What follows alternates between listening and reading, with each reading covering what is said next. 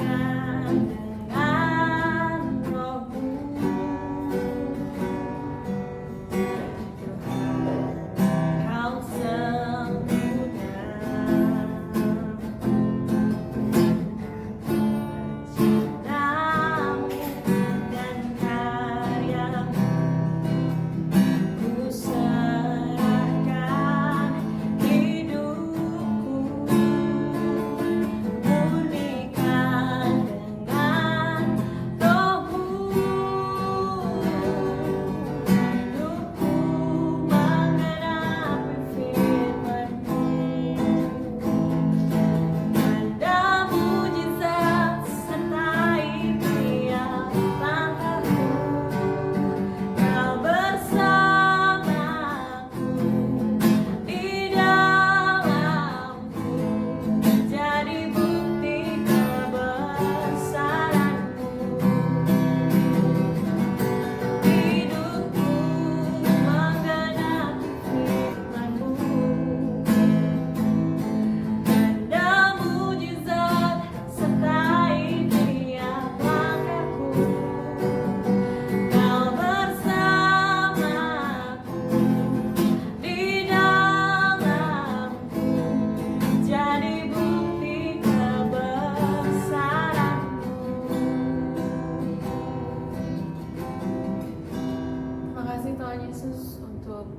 penyertaan-Mu Yesus. Terima kasih untuk mujizat-Mu yang selalu setiap kali melingkupi Tuhan di setiap langkah kami.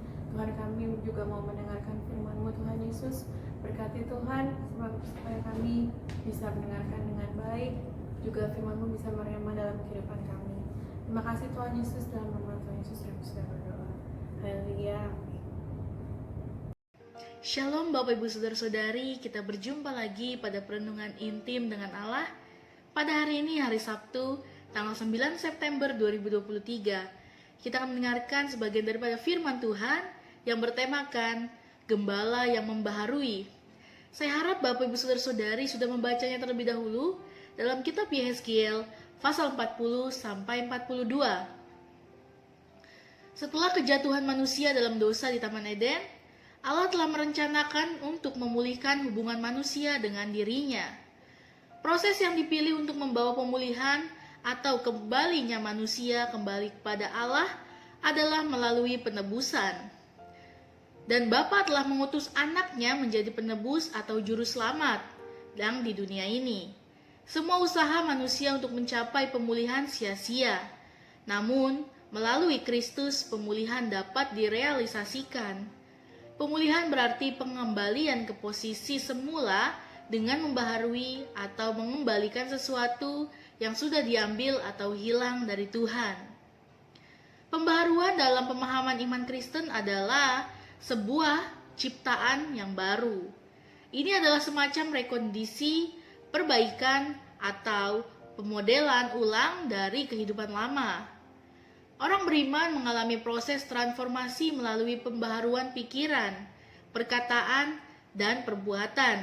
Dalam Roma 12 ayat 2 mengatakan, "Janganlah kamu menjadi serupa dengan dunia ini, tetapi berubahlah oleh pembaharuan budimu, sehingga kamu dapat membedakan manakah kehendak Allah, apa yang baik, yang berkenan kepada Allah, dan yang sempurna."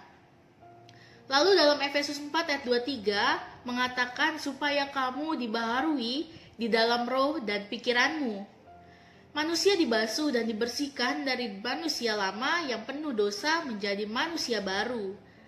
Karya pembaharuan Allah ini nyata dalam peran Roh Kudus yang menanamkan sesuatu yang baru ke dalam keberadaan kita.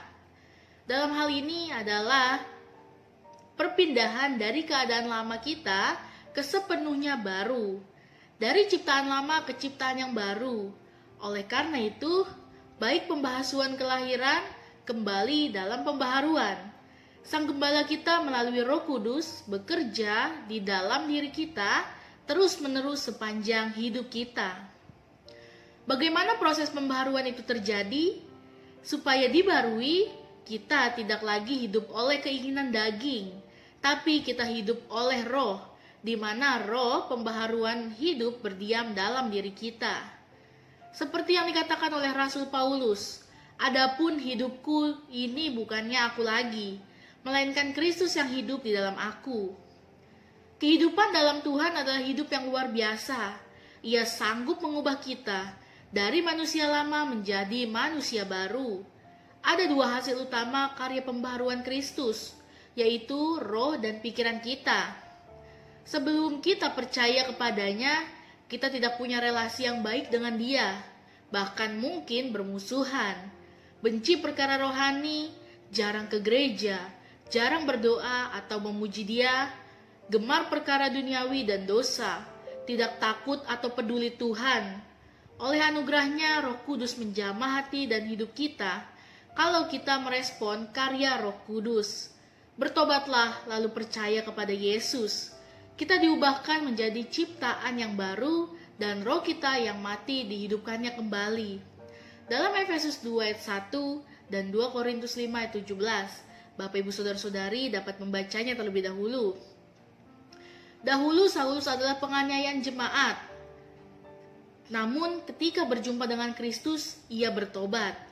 Sejak itu Tuhan memakainya menjadi alatnya, rasul yang merintis begitu banyak gereja dan menulis hampir setengah dari kitab Perjanjian Baru, dulu seteru, kini sekutu Allah. Setelah Sang Gembala membaharui roh kita, ada hal lain yang Tuhan kerjakan, yakni membaharui pikiran kita. Kita harus mengalami perubahan pola pikir atau mindset, namun dibutuhkan suatu proses dan tidak dalam sekejap langsung jadi. Perlu waktu yang panjang karena kita harus menyelaraskan pikiran kita dengan pikirannya. Sebab masih banyak orang Kristen yang pemikirannya masih duniawi. Kata berubah yang terdapat di dalam kitab Roma 12 ayat 2 berasal dari kata metamorpho, asal istilah metamorfosa, yang juga dipakai untuk berubahnya seekor ulat dari kepompong hingga menjadi kupu-kupu. Kadang kita begitu menjijikan seperti ulat, tetapi kalau diproses oleh Tuhan, cara pandang dan pola pikir kita diubah, maka kita akan menjadi indah seperti kupu-kupu. Perubahan pola pikir akan terjadi kalau kita terus-menerus belajar firman dan mentaatinya. Berdoa minta Roh Kudus melembutkan hati supaya kita taat firman, sehingga tahu apa yang baik, yang berkenan kepada Allah, dan yang sempurna. Akhirnya kita menjadi manusia baru dengan paradigma baru. Artinya, tubuh rohaninya sehat secara roh, dewasa rohani, dan serupa dengan Kristus. Dari sisi ilahi, pembaharuan adalah perubahan hati atau kelahiran kembali. Dari sisi manusia, itu dinamakan pertobatan. Pembaharuan dan pemberian hidup ilahi kepada jiwa. Sesungguhnya kita sebagai pengikut Kristus seharusnya memberi hidup dibaharui. Kita harus hidup dalam ciptaan baru dan menghasilkan sifat yang baru. Kehidupan rohani yang baru, kemampuan berpikir yang baru, ini seperti yang dikatakan dalam 1 Korintus 2 ayat 14, tetapi manusia duniawi tidak menerima apa yang berasal dari roh Allah, karena hal itu baginya adalah suatu kebodohan dan tidak dapat memahaminya, sebab hal itu hanya dapat dinilai secara rohani. Pembaruan yang dilakukan oleh Sang Gembala bukan pembaharuan secara fisik, tapi pembaharuan secara rohani. Tuhan mengasihi kita semua, karena itu Dia selalu rindu membaharui kita dan berkehendak kita semua diselamatkan. Amin. Mari kita sama-sama berdoa. Bapa yang baik, terima kasih pada perenungan hari ini. Biarlah kami Tuhan menjadi domba-domba yang selalu dibaharui Tuhan, dibaharui akal budi kami, dibaharui seluruhnya Tuhan oleh Engkau. Terima kasih Tuhan Yesus, Engkau telah menjadi gembala yang baik.